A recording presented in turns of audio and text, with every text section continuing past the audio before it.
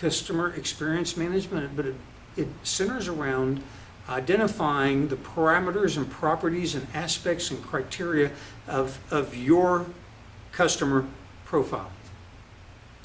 From a CRM, customer relationship management perspective, you're going to collect data about your existing customers. You're going to mine that data to get a profile of prospective customers and to figure out which of your customers are buying the most, so that you can not only communicate with them more carefully, but identify other customers like that.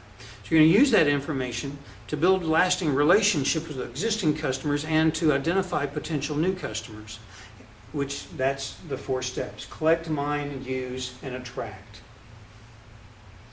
The levels of customer sensitivity are awareness, sensitivity, alignment, and partnership.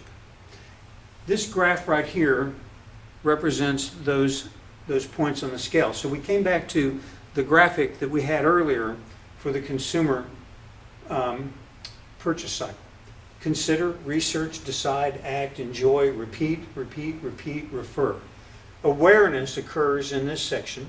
Sensitivity to your offering is in here. Alignment means that they've decided that they want what you have. And partnership only occurs if they're enjoying and then they decide they want to refer clients for you or become an advocate for you. Ideally, you want a partnership with your customers or your clients because you want them to feel connected to your business and to its success because they identify with the brand and the mission and the vision that you have for your company.